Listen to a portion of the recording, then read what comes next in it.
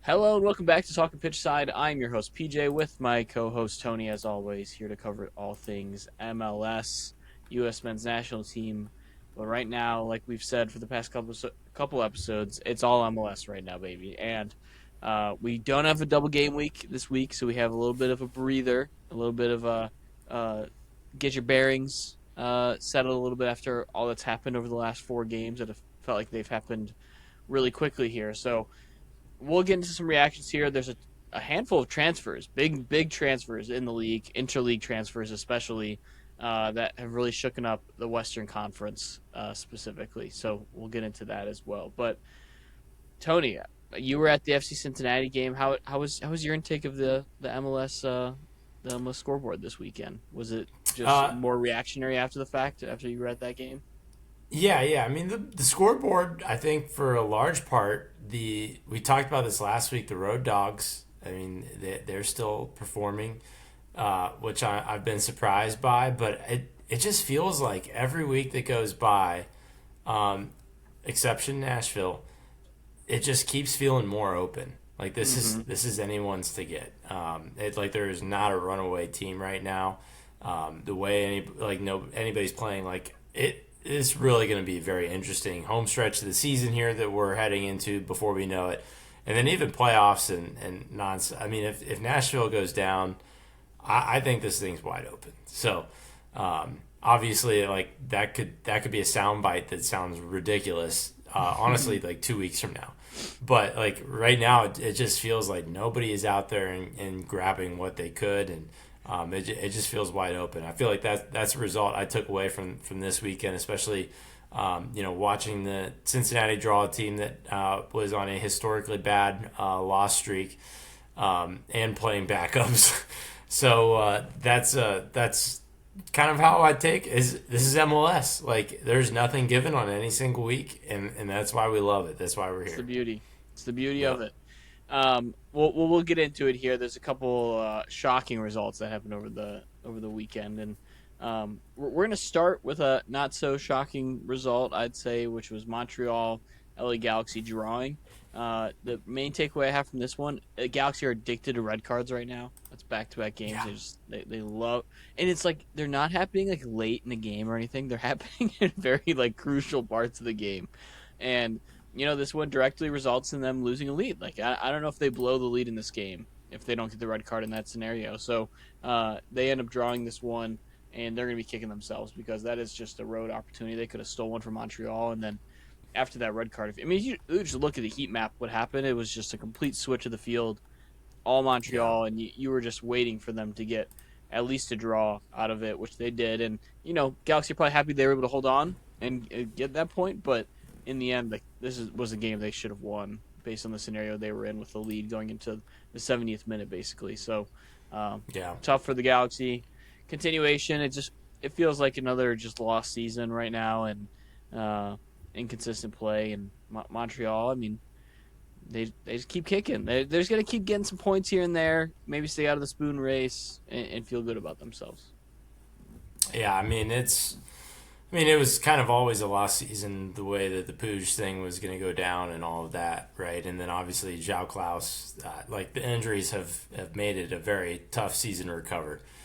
So that's always been hard on them. I'll shift this towards Montreal a little bit. I think that's where I found a little bit more interest in this.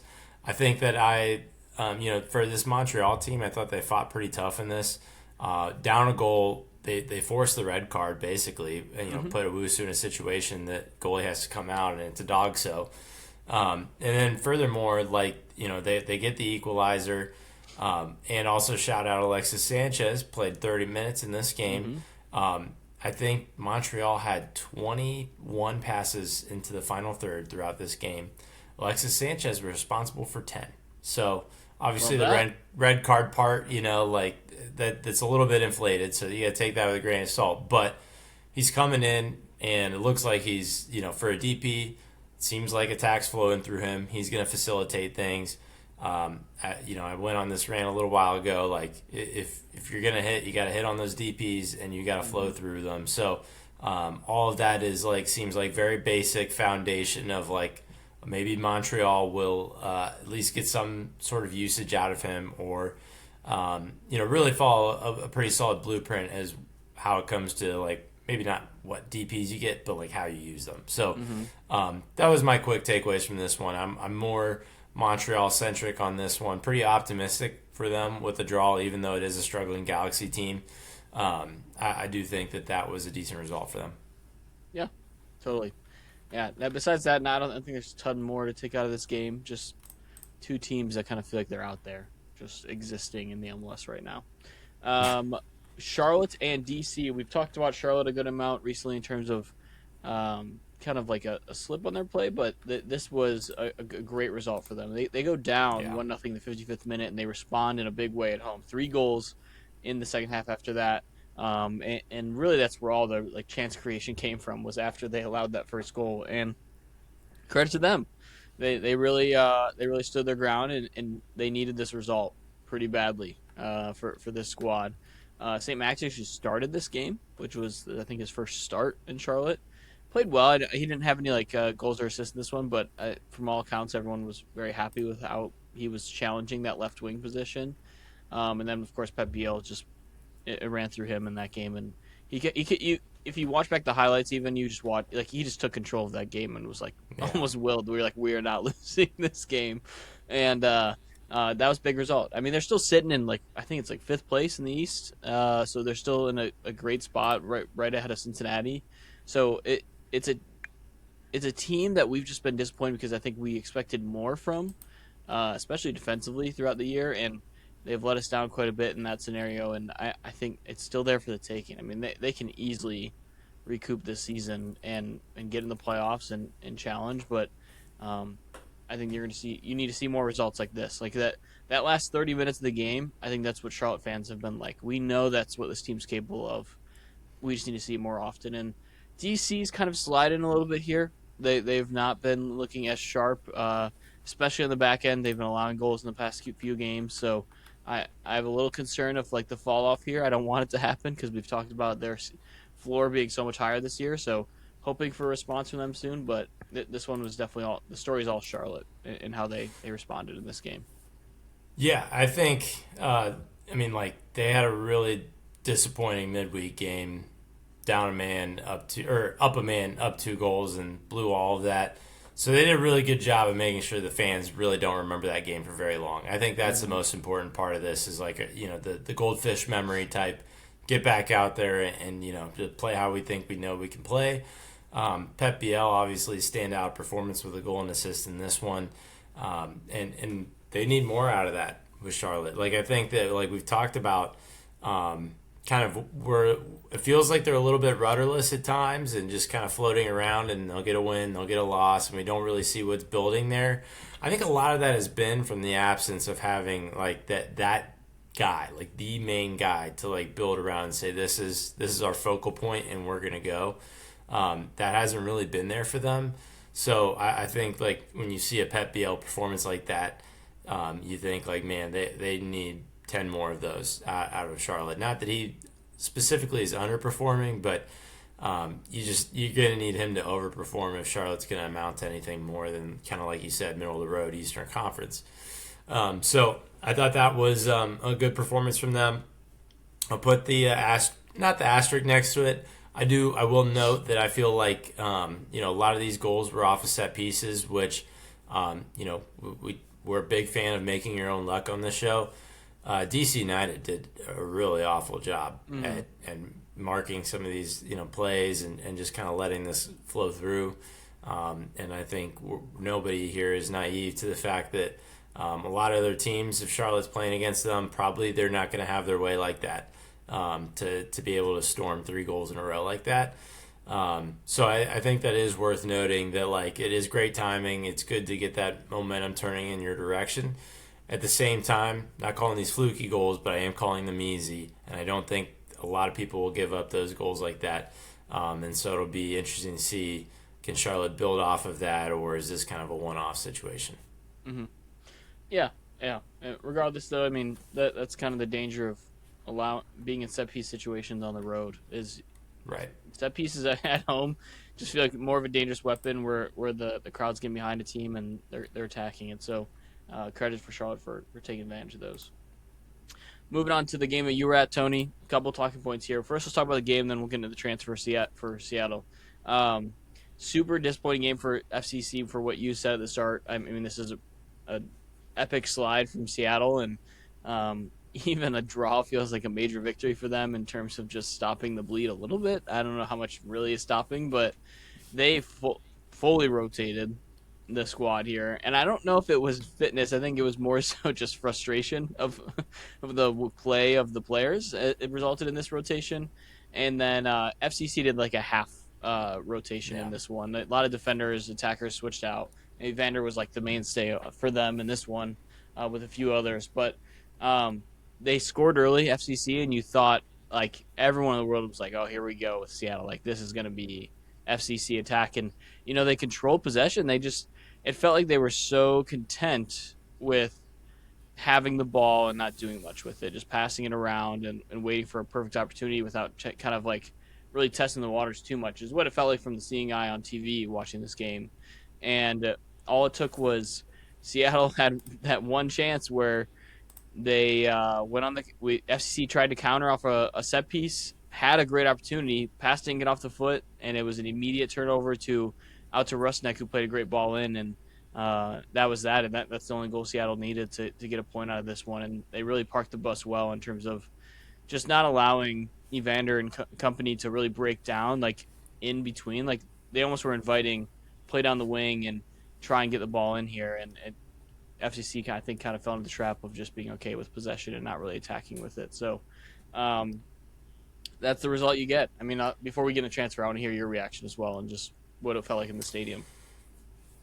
Yeah, I mean, for sure, like I knew what I was gonna expect from this as soon as I saw the lineups, and Seattle came out in a 5-4-1. Like, I mean, as defensive of a Yeah. formation as you can, very rotated, playing the kids, and that's those situations where I think you see these a lot, kind of in cup games, is where like you want to rest the stars, you want to rest your main guys, so you tell the young guys, you tell the backups, the bench players, like, hey, give me a good hour, make it, just don't blow it, and then we can pick up the pieces and go from there.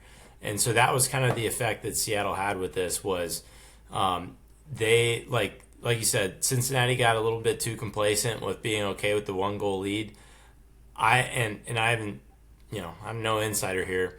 I think that the Seattle camp going through halftime was fine with it being just 1 goal Mm-hmm. because they knew what was coming later, and what they'd be able to claw back into. And that really felt like the plan as well. Cincinnati, kind of came in hot. They wanted Cincinnati to flame out, and Seattle's plan was to burn longer, and come in like really strong at the end. And that's exactly what they did.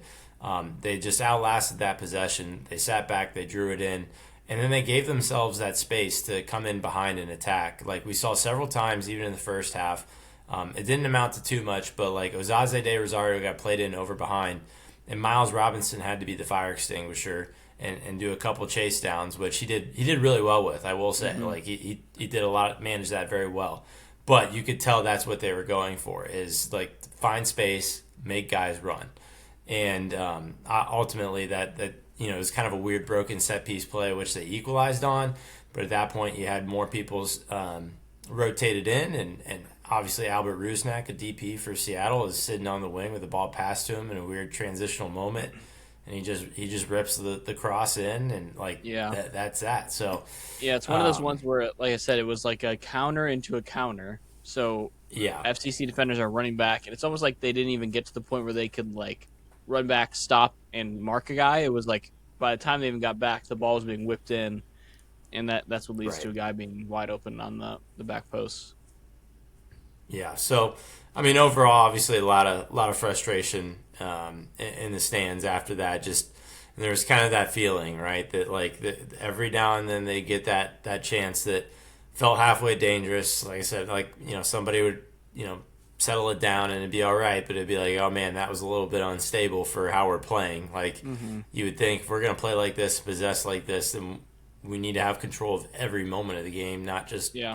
90% of the moment, because that 10% can still get you. And That's what happened. So yeah, I mean, overall, like I think a very frustrating game. Our good friend Sin said we lost to the Tacoma Defiance, and I obviously we didn't lose. It definitely really feels like we lost to a USL team or an MLS Hmm. Next Pro team. I think that level of frustration is definitely warranted. Yeah, and I think the players felt it. I mean, there was reactions on social media from some of the FCC players, just like not even like hiding, like people were like, "Oh, like we should have done better." Like there was a couple posts I saw from some of them. They were like, "We should have won that game." Like it's not like in a Yeah, disrespectful way to Seattle, but like kind of being like, "Hey, this is the team we should be like with our eyes closed with the guys that we have versus what they had." So, um, yeah, disappointing. It's disappointing. I I'm not really like being overreactionary and being like, oh, this is gonna like ruin the FCC season. It's just, like I think it's just a disappointing result that I think the team was probably thinking they could just cruise through this one, and then they couldn't get that second goal. And that's what happens late in the game when you can't get the second goal is you just allow opportunities like that. So Seattle though, big breaking news coming out of Seattle's camp. They complete the transfer date for Jovelic from SKC for 6 million. I think the fee was, which by the way, we've talked about it. Fantastic fee to get a guy like that. That's if you're just looking to win in the MLS, like $6 million for the most like MLS proven dude you can get out there. That's yeah. not like aging. Like he's still I think he's like what like 27, 28. Like still in the prime of his career, going to score goals. Like that is a type of signing I'm excited to see him with Seattle. I mean, the reality is like Seattle's been bad, so I don't know what it's still going to look like. But you Sporting got to Kansas imagine City's he's been still bad going to too. get more chances than he was getting at Kansas City. I mean, playing with a guy like Rusnak and some of these guys, like Yeah. there's no once Seattle gets healthy, or like you got to imagine this team's going to look better with Jovic at the top, finishing chances. And um, I think it's a bargain deal in terms of like what you're getting in return and proven quantity. And I think it's a great move, and they are finally making a move in this transfer window. They never do it, and um, my only fear is that this version of Seattle is still not good enough to like challenge because they're playing so bad, and I don't know if Jovic is just going to fix that. Like, there's still so many other issues with injury crisis and everything with Seattle that I think it's a great move. I think it's great if they go and build on this in the offseason, going into the sprint season and beyond to get younger around him and to kind of build it out around him. Because I don't think the current roster plus Jovic is still the answer. There has to be more movement after this. But I think for here in future, it's a great move for Seattle. It feels like a guy who's just going to score 15, 20 goals every year in Seattle, and everyone's going to be like, yep, that's exactly what he's going to do. Yeah, I agree. I mean, he's now that we've seen him in two different MLS settings, we know it's not fluky. Like obviously, like starting off with just popping off on the In the MLS worst Galaxy MLS team. setting. Yeah, He's yeah, that's doing it true. in the So like, worst MLS well, setting. I guess the point I'm going from is he came from one of the best at the time with Yeah. Ricky Puig and Peck and Paintsill all the way to Sporting Kansas City, and he still found his goals. Mm-hmm. I'd also mention in there too that the way the Galaxy were built out and played, like obviously it was a lot of winger play. There was a lot of cutback passes to him, right? When you get Paintsill in behind, and then he chops it back to the 6 yard box where Jovic is. A lot of goals like that at the Galaxy. That was not how he was getting fed at Sporting Mm-hmm. Kansas City. It was a lot more direct, through balls to him or hold up play, and then he makes his turn and scores. So the point is that he can hit you in a lot of different ways, and that's where it makes like really any MLS team, if that move is on the table for you, a no brainer because like you said, he's a proven quantity. We've seen him in different settings in this league. He can make it work. So I think it's a really good get from Seattle, really smart get. Like you said, for whatever reason, Seattle's slow in the transfers, not going to shell out the most money. And so to like spend $6 million, that's a little bit on the higher end for Seattle, but it's really smart dollars. So Mm-hmm. it just makes a lot of sense for them to move with that. And I hear the fears of like, what happens if he falls in with the rest. But like you said, like the floor is so high with him it can't help but really bring Seattle up. And like, He's also okay, never hurt.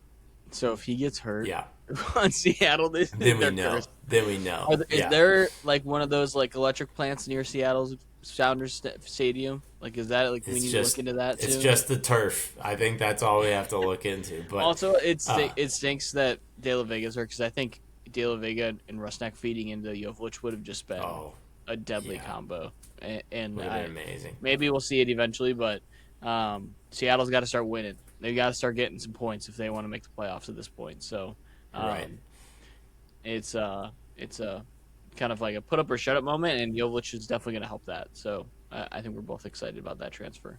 Yes. Okay, well, next going on here, Eastern Conference, Tony. We've got Miami and Toronto, and this was an exciting one. Toronto takes down Miami 2-1. Most shocking result of the weekend. I can think we can all agree on that. Yep. Um, Josh Sargent gets a goal. It was good to see him alive. That's always good news. Yeah. Um, and what was interesting to see, Toronto basically score like their two best and only chances, it felt like, in the entire game that were like quality. If you wouldn't even want to call them that to a degree. The goalkeeping play in Miami's a problem. I don't know. I don't know what has happened to Dane St. Clair, but he just looks lost as well. Like, and I think it might be a Yeah. confidence thing after everything that's been going on, with him being like not being the preferred guy in Canada and now not in Miami. It's pretty bizarre. Um, and then this was like a full go Miami lineup.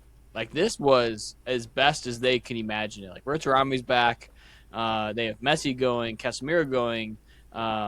Everyone that they wanted going was basically going. Besides, I think maybe like a center back, and like they still like aren't like. I think we just expected when it was this lineup to be like five expected goals a game. They're just ripping shots left and right, and it's Yeah. just not there. It's just not happening yet. I think it goes back to what you said last episode to me. Like, do I still expect them to figure it out by playoff time? Probably. Like, they're probably going to be clicking, and we probably won't care anymore. But if they don't, like we've been talking about, the Eastern Conference is like there for the taking if you're not in Nashville. Like, it's just like go on and you feel like you're going to have a chance. So I think it's all super interesting and exciting to see how this could play out in the Eastern Conference with Miami just like still looking pretty average as of late. Yeah, I mean, this was a really chaotic. I mean, they have been chaotic, right? This isn't anything new, but it's just been a chaotic defensive team for me, really.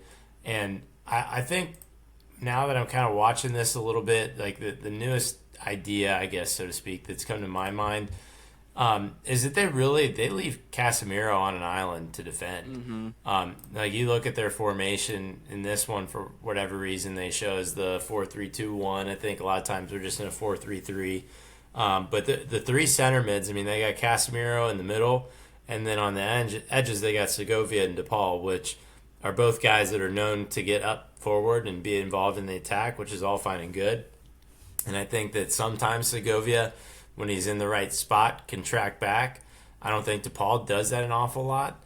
And what that's doing, in my opinion, is that's creating these pockets, kind of right in front of the defensive line, specifically in between the outside back and the center back of Miami on either end. And those areas teams have been able to just find and wreak havoc in. I mean, go watch back that Josh Sargent goal. I mean, it was passing around a back line with only Casemiro there. Sargent does well with his first touch, kind of opens his hips to look like he's going to go one way and then takes the touch back across his body and rips the shot. And it makes it through the crowd. But he's got space to operate in because he's got no other center mid breathing down his back in that pocket in front of the back line. And so that's where I think that they've kind of created this chaos ball for themselves. It's not anything new, but we know that a lot of times the Stars are not going to press. The Stars are not going to rotate back on defense. And I think that a lot of MLS has gotten pretty smart about how they operate with that and cause problems for Miami. And we all know that the only way you can beat them is to outscore them. So there was a lot of that happening in this game, I believe. So all that to say, like, if Toronto's able to do that, I think many other teams will be able to as well. But obviously can't be understated how important a 3 wins this is for a team that has just been struggling Mm-hmm. to win games. Especially we talk about like with Toronto specifically, just a lot of road games here in this back half of the season. So they're already climbing uphill, and so yeah, to get one at Miami, that's a huge deal for them. And who knows where they'll end up, grand scheme of things. But I think it's really worth noting, like wherever they end up, if they like are within 3 points of the person below them, like you have to point at this game and say, remember that time where they went against the grain and beat Miami. Like I Mm-hmm. think that is a very important match and result for them. So good on them. Don't expect this to be replicated. Miami's got problems. Those are the highlight summaries of everything I'm seeing. But like again, not worried about Miami. They're just going to score 4 next time instead of 1, and Mm-hmm. they'll move along. But Yep. that them's be the breaks. Yeah. It's yeah. I mean I really think if you like ask me still to guess now, like I think Miami's probably there in the Eastern Conference Finals, and I think Toronto's not making the playoffs. Like I don't Yeah. know how much it's going to this changes that opinion, but it's a fun result that still like adds some questions to the season. Moving on to the Eastern Conference, still against Western Conference, we have Orlando at home versus RSL. Orlando with much deserved victory. Griezmann gets his first brace since joining the MLS. He was great in this one. RSL, I mean, two different things happen here. Orlando kind of stopped bleed that has been going on as of late, and then RSL continued bleeding a little bit. So I think two different trends here, and Orlando's able to kind of like end this one at home, which they needed, and they need to stay in this playoff contention and I think there's not much to it more than just Orlando deserved it. The defense played solid. The attack around Griezmann is great, and in this one, and they're going to need Griezmann to just have performances like this every once in a while to scrap some wins together. Like they're just going to need him to finish the chances he gets and show why he's the best, highest paid player, one of the highest in the league and highest in their team. So I think a pretty ideal scenario for Orlando in this one, and a good 3 points at home. Yeah, I mean, I think it's worth noting here RSL was pretty rotated in this game, so not putting their best foot forward, and I think trying to grab anything they could on the road. That being said, Orlando is pretty close to full strength, but it was pretty interesting. They did a 3-person sub Hmm. at halftime, including taking off Pasalic, who was starting. So I thought that was pretty wild. I mean, it was for Daryl Dike. He has some good contribution into this match, which is great to see. I mean, like that's just one of those where like it doesn't matter who you're rooting for. You got to feel good for him to just see him playing and just making an impact. You know what I mean? So Hmm. it was a game that like I mean obviously Griezmann gets his brace. Neither of them were that pretty. Doesn't matter. It was more cleanup, but it's just one of those things where Orlando's gonna have to scrape around for all the points they can get. Hmm. And this one kind of landed in their lap, I think. If you have a rotating struggling RSL team at home, I think you got to make that work. So it wasn't pretty, and really most sense of the fashion, but I think they got it done. And so, like, you have to give them credit where credit's due. A result's a result. Hmm. Yep, I agree completely. Staying in the Eastern Conference here, we had the Baby Bulls versus Chicago in New York. A game that I wouldn't call pretty in terms of like highlights and like chances in this one. Pretty like stymied defensive play. Both teams, I think, rotated a little bit. Yeah, yeah. I mean, we didn't even see um, Lewandowski till later in this game. So Yeah, some subs here on both sides. I guess New York was pretty for real in this yeah, one. And they get a late goal to equalize to get a point out of this one, which I think they'll be very happy with how it started.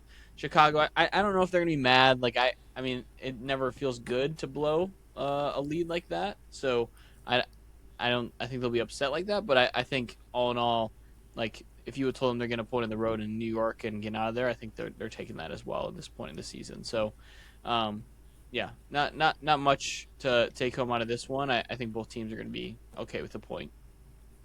yeah. I agree with that. I think maybe Chicago feels that way a little bit more so than New York, just because, like you said, mentioned the rotation, Lewandowski not coming in until later. So I do think that that's how they're going to feel about it. With Red Bulls, I think that they at least can feel a little bit more confident. Like the defense has been a big problem, And honestly, only conceding one goal to the Chicago team is not the worst. Especially, not that it was the best goal, but it was one of the better goals of the weekend, I would say, with the curling outside the box shot from Selassie. So I do think that, as far as how their defense looked, there's some things to hold high there. My main thing that I looked at with this game that kind of caught my attention was, the equalizing goal for Red Bulls towards the end of the game. Two subs, one of which being Choupo-Moting whips in the cross. Prior to that, I mean, he was like 1v3 and guys in the box and creates space for himself to like find this cross. And then it makes you pause and stop for a second and say, like, this guy's kind of been blacklisted, from playing with the Red Bulls. And it's just, it doesn't make a lot of sense. I think initially it was maybe injury related, and now they're just running the kids out, but the kids have cooled down a little bit, and he's still, scraping up sub So minutes. probably It just, paid a ton. yeah, correct. Yeah, not proportionally compared to the kids either. It makes you wonder a little bit what's going on there, if there's anything underlying with that. Not saying that he should be out and out starter, but man, I'm surprised we haven't seen more of him. Yeah, I think it's one of those scenarios you're probably gonna see him gone after the season. Would be my guess, just in Yeah, terms of him not playing as much. I agree. Okay, well, let's keep moving. Eastern Conference, Nashville. Oh, Columbus. This was brutal. Nashville scores two after the 93rd minute to score and kill Columbus at the death. Columbus played, and this is what Nashville's been doing all year to people. So I think as a Columbus fan, you just gotta like glass half full. That's what you're telling yourself. Then the morning after is like they've been doing this to everyone, but like Columbus played such a good game. Like up until that point. Like they got their goals. Not a pretty game. I mean, not a ton of chances either way. Like it was a gross game, but they got their two goals, and you're like, okay, we're on the road. Let's get out of here. Then you allow like the equalizer late, and you're like, damn, that sucks. I think the first one was off the set piece, and then Yeah, you're like, okay, let's just get out of here, get our point. And then the second one happens, and you're like, oh gosh, like that is a gut punch, and especially the season they've been having. So that was tough, but yeah, Nashville does it, man. They just keep doing it.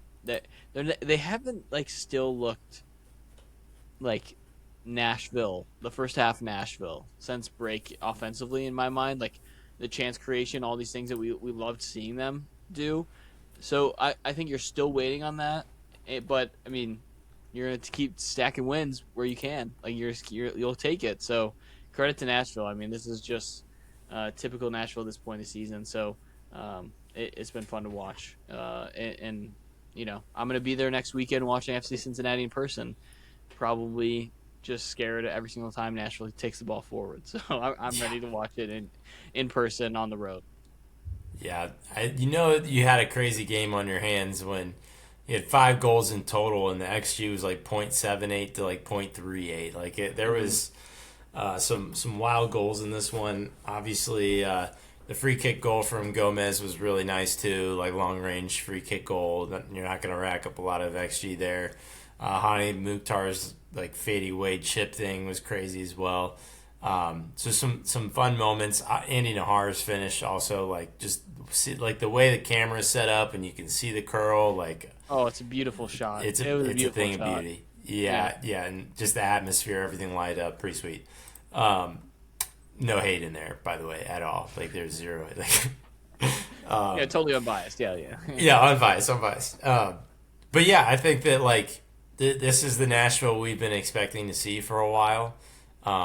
And I think that this was a crew team that, not to be harsh or like really put salt in the wound, but got a little bit lucky.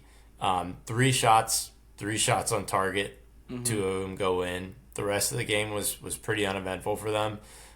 So I don't think that this is one that, I know you're talking about like how, like maybe the spin zone as a crew fan that you put it to kind of help cope with it. I don't think you can realistically like carry that very far, just if you actually watch it and look at the numbers. So yeah, it's tough sledding for the crew right now. And I think that Nashville probably was better than what that result led to. Obviously, like I said, 2 goals off of .3 xG for the Crew is pretty wild. So all things to kind of keep in mind. But I think the main thing is like it's the Nashville Stars that are taking off. Espinosa's back. Andy Nahar has been a quiet piece that has made Nashville really good as well. And he gets his big credits in this one, getting the game winner. But he's involved in a lot of the behind the scenes stuff that maybe gets silenced a lot too. So I just think that all that being said, like that's a gut punch for the Crew fans, but I'm not really sure that the way that game played out was just one that they really belonged in to begin with. Mm-hmm. Yeah, I agree to an extent. I agree, but like that's also like surviving on the road to a degree is like Right. kind of just it's gonna look like that if you're gonna get some points in. They really almost did get all three. It was a brutal Yeah. ending. Um, St. Louis takes on Houston, and St. Louis takes down Houston 2-1. We'll talk about the transfer at the end of this that went down with St. Louis, but Houston, we've talked about it. They keep playing with fire with these chances. So like with these games, like they're all tight, they're all close. Like you're gonna end up losing a couple of these. So I mean, it's still a great season, still going well, and the St. Louis story is insane. I mean, it's now 12 games unbeaten. They are on a run without their DPs now, like neither DP, and they're just rolling along. It's crazy. Like the names of these guys that are like doing what they're doing on this team, it's like hilarious. I didn't even look. They've got to be, yeah. They're 6 in the table. I mean, they're And they have a 3 game in points hand off. over They're 2 LAFC. points off of They could jump to LAFC, third. and yeah. Well, they're 2 points off of LAFC with a game in hand. Like they could pass Yeah. LAFC for third place. And I think not to not talk about this game very much because I don't know if there's much more. Like I think St. Louis deserved it. But it was back and forth game, and they got the late response after Houston almost stole it late. But like they're doing this, and then Edward Lowen gets sold to San Jose, and it's like, wait, they're Yeah. just tearing this down on the midst of a 12-game unbeaten streak in the MLS, where they're about to be in third place of the Western Conference. That's the most competitive Western Conference we've seen in a long time, and you're just like tearing it all apart. And it was shocking to see, and especially from like Loan's perspective, like the reporting was he wanted to stay, wanted to sign an extension. They just said no, we're not interested, and then shipped him to San Jose, which we'll talk about the San Jose side of that deal when we get to San Jose. But it was a fascinating 24 hours basically for St. Louis to have all this happen, and I feel bad for the fans because I'm like, this is so fun for them. Like it's got to be so fun to go to these games right now because they're playing so well. But at the same time, they know in the back of their head, like they can't compete without DPs on the roster. Like they can't compete in the Western Conference playoffs with this current roster, and this run could be for nothing. And they could have taken full advantage of it. And Hartell's situation is different. It's unfortunate, but the loan one's completely avoidable, and you could have gotten someone to replace Hartell and kept this going. So it's a bizarre move. I know it's a new front office, so they're probably wanting to put their own guys in there, but I don't know. It's all strange. All of it's strange and fun at the same time. Yeah, I think. Well, we'll talk about the game here for a second. That was a very fun back and forth game. I think my biggest takeaway was Simon Betcher. Like, I did not know you had that in your locker where you could just chase down a ball and do a no scope 180 like into the net. Like that's like I would have thought only a DP would be able to do that. A DP that was Yeah. young and flexible and cared. So I think like that is the interesting side of this. I guess there's not too much now to really comment about the rest of this game other than Houston fought. It wasn't like they laid down. But just talking about kind of where St. Louis is at as a roster, like, as a player, when you're hearing like, oh, the team needs to improve, the roster needs to improve, all this and that, and like you're watching moves like Loven get turned down and sent away, like, you're not really sure what's in the plans, if your position is something that they're targeting to improve on, like all of that stuff. like I think that there is a level of competition in this, is saying like I need to work my butt off and perform here to show, like, for example, in Betcher's perspective, like I can be that guy, like Mm-hmm. I can be your striker, I can be your starter. So I don't know if that's been part of the fuel to the flame with this as well. I think a lot of the fuel to the flame has just been the way that this team is set up and plays, because that just seems to frustrate a lot of different play styles now at this point, like since post World Cup. Um, but I just think that, like, you're going to have some of this where I think a few of these guys are playing above maybe expected or paid or whatever, and it's because they're trying to prove their point and see that. We saw that last year too. I mean, like Klaus got shipped out as well, but I mean he was scoring goals and looking up at the box and giving the money sign like pay me. Like there is a very real, like, kind of tension that's going Mm-hmm. on with St. Louis, and they're definitely in the middle of a rebuild. Obviously, if they're getting rid of Hartel and they're getting rid of Loven, though I won't take any of the. There's no DPS on this team because we have Robin Berkey here. So, Oh, um, my bad, my bad, my bad. Is yeah, he even yeah, there though? but he only let in one goal on this I know. game. I'm just saying, So, like, yeah, just that's true. it's The just the Roman most Berkey like erasure. Yeah, the only position you feel DP less than center back is possibly goalkeeper. I know Romerke like early on had the run, but now it's just like he's just a top end goalkeeper in the league, which is like just such a horrible spot to have a DP Yeah, in. correct. Yeah, you got to find a way to move on Yeah. from that. So, yeah, but I mean, all that to say, like, I think we're gonna. This is the beginning of a lot of changes for St. Louis, and Oh the yeah. Loven move, makes a lot of, or just communicates that pretty plainly, right? Is that they're not really interested in running it back with the old guard, or think really that there's much to move on with. Hartel wanted to go home, but I think that also, like, even if he didn't, I'm sure that there would have, like, he wouldn't have been, like, made it The past the conversation season was already anyways. happening. Yeah. Yeah, right. So, Yeah. all It, that to it is say, lots of changes, I think. it is like kind of crazy for them to just be like, hey, we don't believe in what the old guard could do. Like I know last year was really bad. Was like really, really bad for St. Louis. But like Yeah, we're not that far removed from like an awesome St. Louis opening like campaign to the MLS. Like yeah, we it has not been that long. So like the talent's like somewhat there if they built around it. So it's interesting. I think it's unique the way that they're going about this, and then having it happen on time. Like all of these guys have been sold, and I know Klaus was before the season, but like everyone else has been sold in the midst of this like win streak and this like, or I guess like no loss streak that's been going on, yeah. unbeaten streak, and it's just bizarre. Like I don't know how to feel. You'd feel as a St. Louis fan, like in the middle of all of this. Like you're probably enjoying it, but it's like it's definitely not going to last because of the talent that they're just ripping out of this team. So it is pretty bizarre. Yeah. Let's keep it rolling here. We got Austin at home against Philadelphia Union. Kevin Sullivan gets in the score sheet early in this one, which we love to see as USA fans. Him continuing to take strides and look good consistently in MLS, which it feels like he is every single week at this point. Only problem is Austin equalizes 4 minutes later, and then that was it. The game ends 1-1. Shared points. Philly's going to be happy with that. I mean, on the road, going to Austin, like they're going to be happy with shared points, especially allowing that equalizer so early.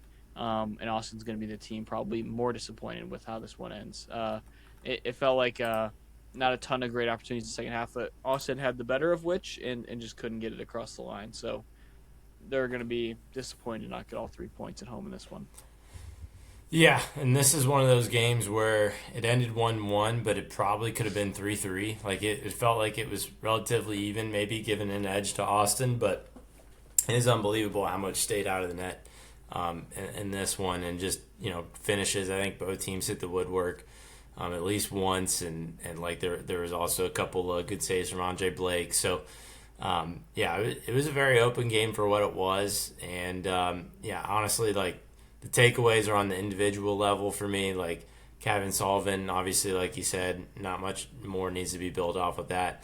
Brandon Vasquez working his way back into the fold and getting more minutes. I don't know if he's started just yet, but he's working towards match fitness. And obviously, from an Austin perspective, like, just getting everybody there and healthy has been such a challenge like it has been for other teams, but we're we're just really waiting for a full 90 minutes of Vasquez, Uzuni, and Facuna Torres. Like that's really what we need to see there, and we just haven't Hmm. gotten there yet. Because once they're there, then we can really truly kind of fully judge, what's happening with them and where they're at and what they need to do. But till then, it kind of feels like they're at least in second or maybe even third gear, just kind of cruising along a little bit. Hmm. We'll keep moving to Western Conference. Vancouver tears apart Dallas. This was a rotated Dallas squad coming into this one, and Vancouver took full advantage of that. I mean, the first half they blitzed them 4-0, and then they subbed in some of the guys in Dallas at that point. I was actually surprised they did because I'm like, at that point, you're not coming back against Right. Vancouver Come run on the out. road. So why even do that? And then they even get one late to make this one 5. So tough game for Dallas. They've been playing decent recently as well. This more just has to do with Vancouver and their dominance and on possession and what they can do with the ball. Still, even without Berhalter. Funny enough, like there wasn't a ton of great chances in this. Like them getting 5 goals was ridiculous. They just felt like they converted Yeah. everything they got.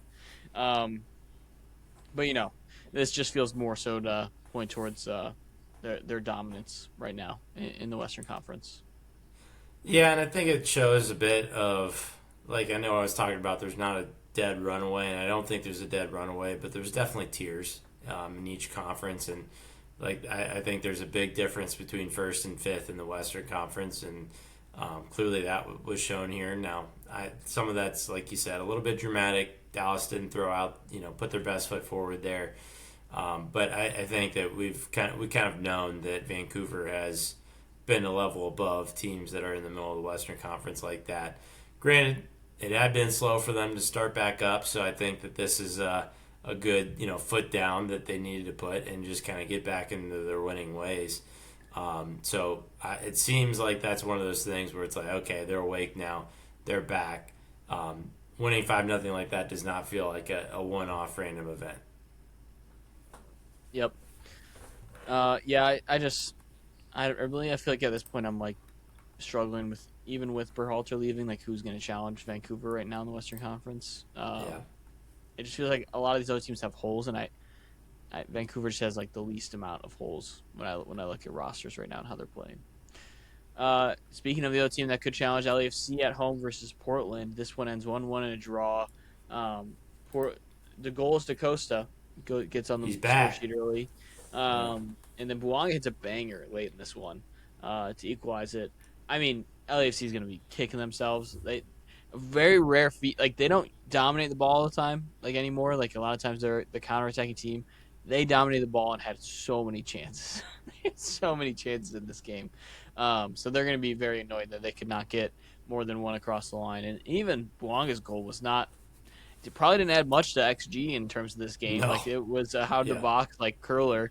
Um, so that was felt good for him. But besides that, Portland didn't really have much going on besides the goal they got. So they're gonna love life heading home with a point, and then LAFC just continues to not look solid across the board. So they're going to be needing more to look like real challengers in the Western Conference. Yeah. You want to know how many times LAFC has shot 34 times in a game? How many? Zero. This is a record for them. Most shots in a game. That's Um, crazy. 34 is insane. yes. 34 shots in a game is the most they've ever ripped off, and they only got one goal out of it. And you have Boanga and Son on the field is kind of my wild takeaway from that. Now, obviously, Portland sat back and ate a lot of that. And like you even saw that in Boanga's goal, like it's a beautiful curler, but that's through like 5 guys as well that it, like whips around. Um, I mean, very very defined play, and I think also scoring in the fourth minute kind of seals the deal a little bit that you're going to play like that on the road. But yeah, I mean that was kind of pretty wild for. I mean, just so blatantly to sit back like that on a team with LAFC that. Like I think they're obviously they're very dangerous. They're a very good team, but just to immediately say we got our goal and to back up it was a little bit wild to me. So I don't know if that's going to be a theme with Portland. Maybe only against some of the higher level teams. We'll see. But I just thought that I would have seen a little bit more out of Portland once they hold that lead, but that Hmm. wasn't the case. No. Yeah, like I said, rare feet. You don't see LFC dominate the ball like that very often. It is Yeah. it is more unique for them. But if the team's gonna sit back like that, they will gladly take 34 shots. I don't know how Yes. they only get one across, but It's that's how it unreal. rolls Yeah. sometimes. San Diego takes down Colorado 3-0. Colorado been playing well too, and I think this more has. I want to focus more on San Diego. I think you're starting to see inklings of this team coming back together, and I think that's a good thing. Of course, they didn't have Dryer last week, so that's why I'm kind of like leaving that one out there because the red card. Besides that game, like recently, I've been liking the way that they've been playing. It looks more like San Diego of last year, and I think you could see them making a little bit of a run here soon because I think that this attack is really starting to click, and they've been waiting for it. And this was a good showing at home for them to rebound like this. Yeah, I think so. I think that they got a lot of help from Colorado on this one. Just some pretty rough mistakes in the back line. And I mean, it's San Diego's kind of pressing style that gives them good opportunities, and we've seen that in numerous opponents, not just Colorado. So that's not a one-off thing, but I do think it is one of those that if they played a team that wasn't trying to shoot themselves in the foot, what would that look like? But we'll move past that for a second. I mean, there is other aspects of it where they did pitch the clean sheet. I think that's their second straight, and that's been one of those issues that they've been having is, you know, they haven't been able to possess as well as they normally have, and with that, it's given more chances to their opponents, and they've sort of been leaking goals there. Not the case anymore, but this just didn't feel like a Colorado team that had any teeth on this day, and that's kind of been the wild thing about Colorado in general has been that like Mm-hmm. there have been days where they'll hang up three or four, and there'll be other days where they just look, absolutely like dull, Yeah, we talked about it. The streak that they've been on recently. It's been all their defense. Like they've Yeah, hadn't allowed more than one goal in like 6 games in a row or something like that, and yeah, that's why it was shocking to see this happen. But the attack since the World Cup really hasn't looked like fantastic. no, And we saw it in blips in the first half where it was like, oh, this is like an all-out attack at all times. It feels like so. It was a bizarro result all around. I think for them. yeah. So this is a Colorado team that just kind of feels like it's been sleeping. They'll wake up every now and then go back to Hmm. bed, and it was like midnight in this game, so Yeah. hard to say. Yeah. Uh, Finishing off Saturday's schedule, we had San Jose at home versus Minnesota. Timo Werner gets the early pen. San Jose's bouncing back. Not so fast, my friend. Minnesota puts a whooping on San Jose. We talked about Lowen joining San Jose, which I think will be a good thing for them here long term for the rest of the season. But they've got to stop the bleeding somehow soon because this is getting pretty pretty sad. It's looking like San Jose of old as of late, so it's getting concerning. Some of these young guys are not playing as well as they were early on the season. I believe Werner goes off injured in this one, if I remember correctly. I don't know if I Yes, didn't he see the does. injury. Yeah. So we'll see what that's going to result in. But all in all, really rough day for San Jose, especially at home in front of your home crowd. Like that, that's just a rough result across the board to have to go through, especially when the bleed has already been bleeding pretty bad since the World Cup. Yeah, it's a bad night when the most exciting thing that happened to you is a Timo Werner pen in the fourth minute and then a baby streaking on the I field. was just about to say the baby. We had a baby We had a run on the baby, field. and that we get that probably once every 3 years. So this is like our FCC lunar had one a, eclipse. a couple years ago. We It we did happened. we Yeah. did. It's a big deal. Like it makes all the media when it Uh huh. happens. It's kind of one of those things where you just sort of take it and run with it. I guess it's like now we're just going off the MLS iceberg here, but Raquinho at Mm. the Philly game, like it's just those quirky things. We're gonna run with that because we're MLS. That's our deal. So with that about the game, yeah, San Jose's. I don't even know where to start because at this point too, like you look at the starting lineup, it's almost entirely who are the preferred guys that are like that you wanted and they were playing lights out in the Mm-hmm. first half of the season. And it's just not there anymore. And so I don't know what switched. The goalkeeper switched. That probably changed some. But outside of that, it's just there's not much. And so, like, if we're going to talk about the Loven move for a second here, I think that it's a good move for him. I mean, hopefully he's up for it and down to play. But I think the main thing is that to me, it seems like this is a pretty young team that just still needs kind of a little bit of that veteran voice. Loven's not all the way that old, but he's in his prime, and I think he's older than most of these guys that are in the starting lineup. And just providing a little bit of that stability and kind of Mm-hmm. level headedness, I Leadership. think is Yeah. yeah, is just what this team needs. Not trying to knock on Timo Werner, but it doesn't necessarily seem like he's the locker room leadership guy from what it seems like. I think Yeah. It's he's also I think he's fire to your ice. Like I think he hypes things up, but yeah. I'm not sure he's someone that a lot of people have been rallying behind over there. Well, there's So there's just a real thing about having a veteran guy that's been around the league in it and knows what he's doing running the midfield as well. There's yeah, just something to that where it's like, hey, he's bringing together the defense to the attack, and having someone there that can do that and do it well, like he can and has proven he can, it is just going to provide stability, like you said, across the board for some of these younger guys around him. yeah, and provide a good set piece guy too, which there's not really anyone prolific there Hmm. that is taking their set pieces. So there's smaller things that add up too. Pivoting to Minnesota just for a quick second, our lead up to them either last week or this week or for this match was basically they have one game since May. So going on the road and exploding like that, I think is man just much needed for them. Hmm. I'm not sure where they take it from here if it's really that replicable, but I mean that has just been a huge relief I think for them to get that result and just see it hit the back of the net a few times. Kelvin Yeboah rolling now too. Hmm. Everybody's got those players. I'll keep saying that. Needed Yeboah is him. one of those for Minnesota that's just got to see that happen a lot if they want to be even somewhat Yeah, relevant here. So he's been battling um, injuries, so it's been a little he's bit been out of his battling control this injuries. year. Yep. So So it's been tough, but he's back. Got a brace in this one, and hopefully see a lot more of him. hmm totally.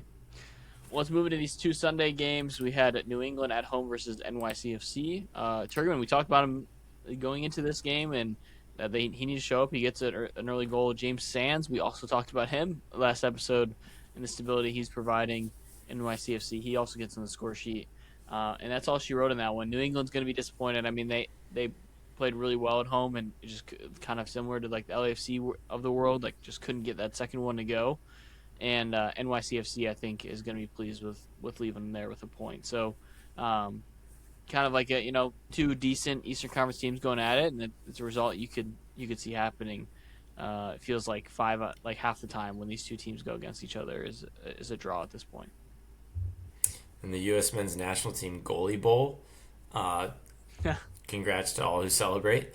But honestly, like he had a good time with that. Matt Freese with a very impressive double save. Carlos Hill penalty Oh, it was saves that, awesome. and I'll, and I, then saves the close range shot there too right after. the second Um, one was crazy. It was like the he second just one was threw his wild. body. He just threw Yeah, his body at it, and it just went over the guessing. bar. Or I think someone Um, headed it away after one yeah, of the defender but like carried it over. Yeah, so and then he I did his mean, very corny very like impressive. Yeah, it yeah, was he's all going nuts. I mean, you got to celebrate that like a goal. That's a goal for you yeah. as a goal, Oh, So thousand like you percent. take Yep. those. Yeah. So shout out to Matt Freese. Looks like he's shaking off a little bit of the World Cup depression there, so that's good with that. New England, yeah, probably should have won this game. I know, when you look at the numbers, like that play I just mentioned, probably really inflates the XG and the shots and stuff, maybe a little bit more than how the rest of the game played out. But I still think the edge goes to them there. I think we got to keep saying Jack Harrison until he doesn't do anything because, Hmm. again, this is another one of those, like, this is third straight game now where it's a cross from Harrison that either goes to Turgeman or to Miller, and then he heads it back and it goes to Turgeman. Like, I mean, it's like the same play that they've driven up a few times now. Hmm. So that's their bread and butter, and it's going to be the first play they call. Anytime they go out there, I think is just on Jack Harrison's name and getting that attack up. So I think that's going to be a really big propulsion factor for the Revolution with where they sit in this table. We talk about like it's always surprising every time you open it up and see them in like third or fourth. And I think that's what's going to keep them up there is when they're scoring goals like that where they can just replicate it. And it seems like they're showing us right now that they can. So it just feels like every week that Jack Harrison transfer has been a better and better get. So it seems like New England's getting stronger. Yep, totally. Finishing off here, we had Atlanta versus SKC. The pre-match hype on Twitter had Jovelic on the graphic for this one for SKC. He was not even a part of the team anymore. Um, Atlanta gets 2 goals early. Feels like they just hold on at that point. They'll allowed one late, but it was more just they went into defense mode. Get all 3 points. Atlanta just we talked about it last episode. Another one quietly just stacking some wins right now and are only 3 points Yeah, out of a playoff spot. Like that is a real thing, and that's awesome. And I'm happy for Atlanta. And now you're getting Embolo, which we talked about a couple episodes ago, was on, then was off, and now is now across it's the finish on. line, and he is Yeah. here. I mean, immediately becomes one of the better players in the league. It's just from his pedigree and what he's capable of at the striker position. Still have concerns of what he's going to provide them because of the service, but if they can provide similar service they were getting early this game, the dude's going to score goals. And all of a sudden, you could see Atlanta sneak into the playoffs. Like that's a real thing, and you got to give credit to them like stabilizing the situation and really just like coming out of the World Cup with it. It feels like a different type of like effort and energy. Like that was something we questioned a lot early on in the year with Atlanta was effort and energy because they just looked like dead in the water every single time they went on the field. Even Almiron's looking better as of late. Like he looks like he's like kind of just like finally accepting what he's capable of nowadays. Like it's just different. So I'm happy for them and hoping that this continues because when Atlanta's good, it's good for the league. And I think getting Embolo in there and him coming in, they did an interview like with him on the broadcast and everything, and I really liked the interview and just how he poised was and was really like he's like I'm all about winning. I just want to win. Like that's all I want to do here is become a winning franchise again. And I think that's he was kind of saying all the right things that you want to hear from your new striker that comes in. And I'm excited to see him on the field and how it looks. Yeah, I think there's I don't know if I'm buying too much into the recent ones just because like the Atlanta United effect has just gotten so ingrained in my Totally. mind recently. But at the same time, you can't deny that the facts on the ground are that he has he has a really great pedigree, but also on top of that, Atlanta is stacking some wins here and. It snuck him out of the wooden spoon race. It's helped that other teams have kind of flailed a little bit to jump over. But finishing in Bolo, like we talked about how big a deal it was when it was off because like they needed it in the worst way, and that still rings true now that it's through again. Is that like they need him in the worst way, and getting him is a really big deal. It feels better than Latte Loth coming in. It just feels a little bit more proven. Totally. Totally. Like it's got that element to it. So then the question's just going to be, are they going to get the ball to him? And that was a problem with Latte Loth too, especially early on before we realized he sucked. Was like as far as like passes received and touches, Latte Loth was like bottom percentile. And it was Mm-hmm. just like you bought this, you spent the most money in league history on this guy, and you're not even getting him the ball. They can't repeat that either. Like they gotta let Embolo get his chances and let it rip. So that's going to be a big I guess thing to watch here is how Atlanta is going to facilitate that. Mm-hmm. And yeah, I was looking at Sporting Kansas City to think if I wanted to say anything about them. I don't really It's gonna want get to. dark. It's gonna be a dark finish here without Jovic on They the team. yeah, but they got the Olympiacos guy on the way. I know, but I it's think so that like you got rid of your only like proven commodity on, on the Yeah. team. Well, and there's rumors about uh, Nico Fernandez as well. I saw So that. It was like a that $25 million like bid or something like which is that. I was insane. like, Yeah. what? M- Like like that's where I was massive. like when I'm saying what Seattle got for six For million six. out of Yeah. Jovelic compared to like what bids like that are is insane, insane. Right. Um, so we'll see. And I It's think part of that too is that they're combating European interest as well with that, which is totally. why that number is pretty high. But like still, I do like that too. That they're going for the in league, you know, um, I guess provenness. And don't forget too that David Lee, sporting director of Sporting Kansas City, came from Yep. New York City.